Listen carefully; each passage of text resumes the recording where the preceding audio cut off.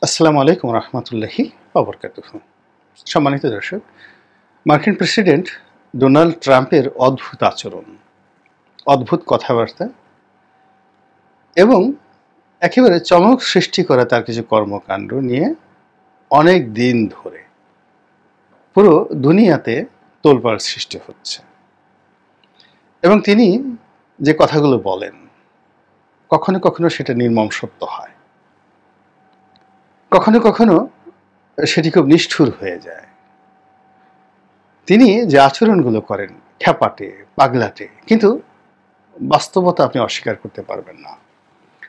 তার ব্যক্তিগত যৌন জীবন, পোশাক আশাক, তার পারিবারিক জীবন, ইটস অলমোস্ট খোলামেলা। এটা নিয়ে তার কোনো অনুশোচনা নেই। ব্লু ফিল্ম করে এক নায়িকা, যাকে প্রমিত বাংলায় পর্ণ স্টার বলে।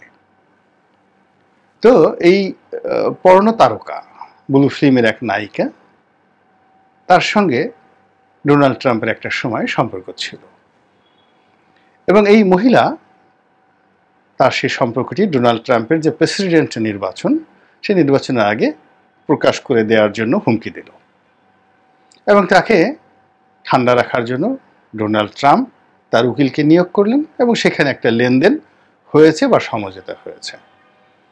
তো সে বিষয়টি নিয়ে আবার মামলা করেছে বর্তমান বাইডেন প্রশাসন।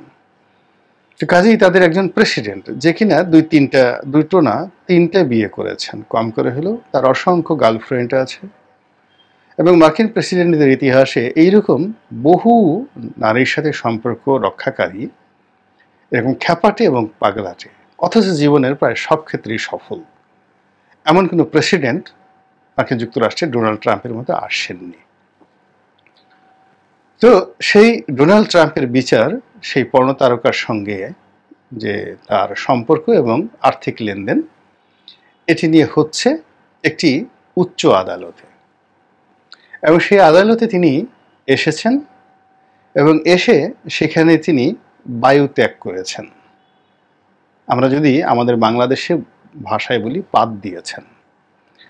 পাত দেওয়ার কথা শুনলে আমাদের দেশে হাসবে না, সারা দুনিয়াতেই আপনি দেখবেন অনেকগুলো ভিডিও ইন্টারনেটে ঘুরে বেড়ায়, ইউরোপ এবং আমেরিকাতে।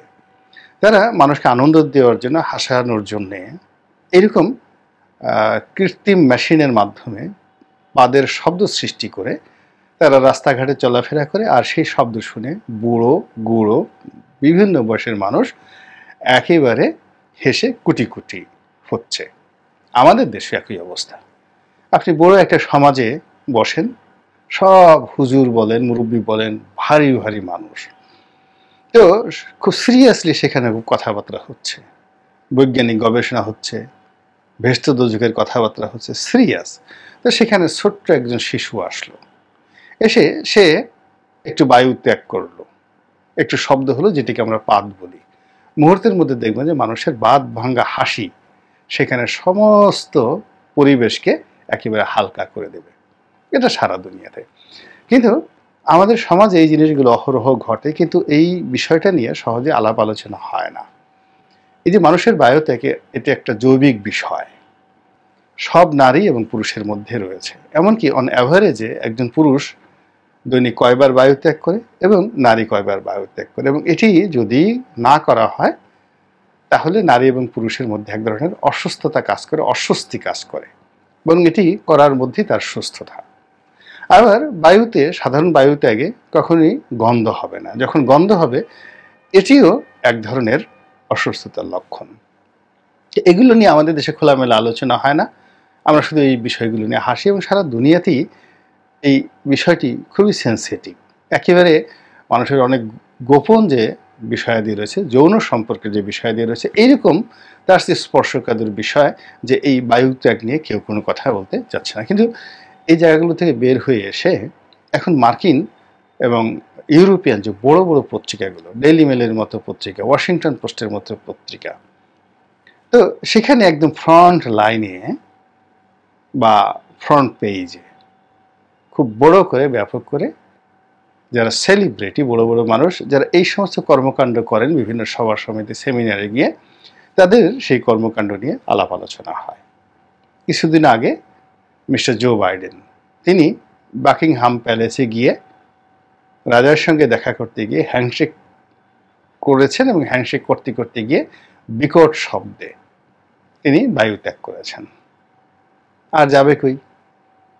বাইডেন এর যে এই কর্ম নিয়ে সঙ্গে সঙ্গে ডেইলি মেইল বিরাট রিপোর্ট ছাপালো যে এটা কি ধরনের মার্কিন প্রেসিডেন্ট যে তার পশ্চাৎ দেশ নিয়ন্ত্রণ করতে পারে না, তার পেটের মধ্যে অহরহ গ্যাস তৈরি হয় এবং সেই গ্যাস এসে সে আবার আমেরিকান গ্যাস এসে সে ব্রিটেনে ত্যাগ করে।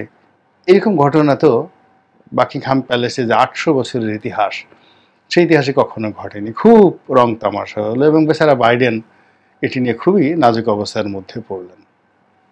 কিন্তু বাইডেন যে কাজটি করেছেন তার বয়সের কারণে, অবস্থার কারণে তিনি সেটি হয়তো প্রাকৃতিকভাবে করেছেন, নিজের অজান্তে করেছেন। কিন্তু মিস্টার ডোনাল্ড ট্রাম্প প্রকাশ্যেও আদালতে, ভরা আদালতে যে কর্মটি করেছেন, যেভাবে পত্রিকায় এসছে এবং আমাদের দেশের কয়েকটি চ্যানেলও এই খবর ছাপা হয়েছে খুব সংক্ষিপ্ত আকারে, সেটি হলো বিচার চলাকালীন সময় তিনি বিকট শব্দে বায়ু ত্যাগ করেন এবং বিকট দুর্গন্ধ তিনি ছড়ান এবং সেই দুর্গন্ধে যারা কৌশলী ছিলেন, বিচারক ছিলেন, সবাই বিব্রত হন।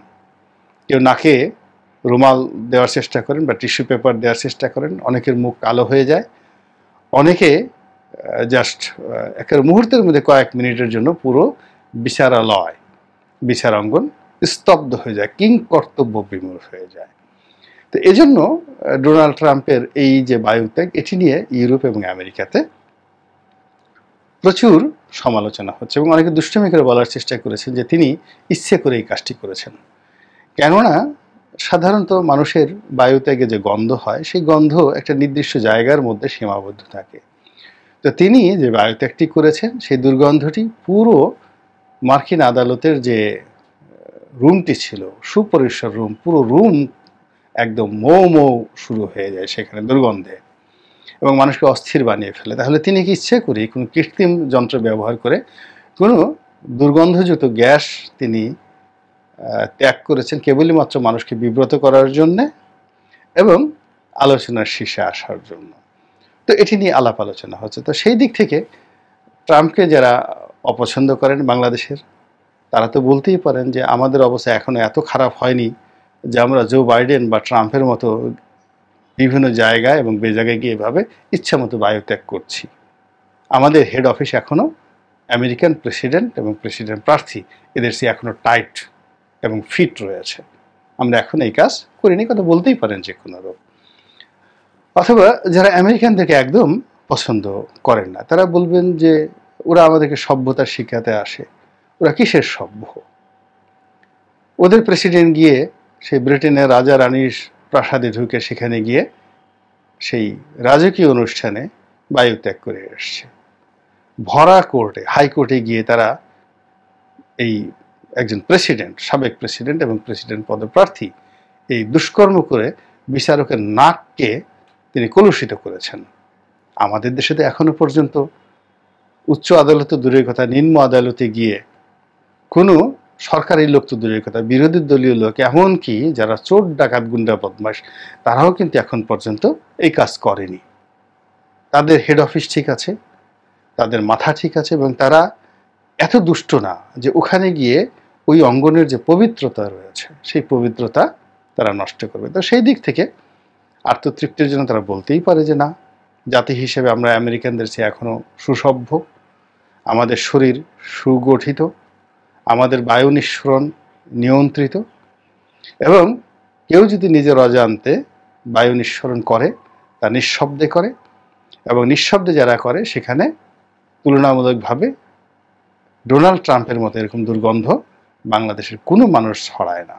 তো সেই দিক থেকে কেউ ইচ্ছা করলে গর্ব করলেও করতে পারেন, এটা তার ব্যক্তিগত বিষয়। আল্লাহ আমাদের সবাইকে হেদায়েত দান করুন এবং হেফাজত করুন। আসসালামু আলাইকুম ওয়া রাহমাতুল্লাহি ওয়া বারাকাতুহু।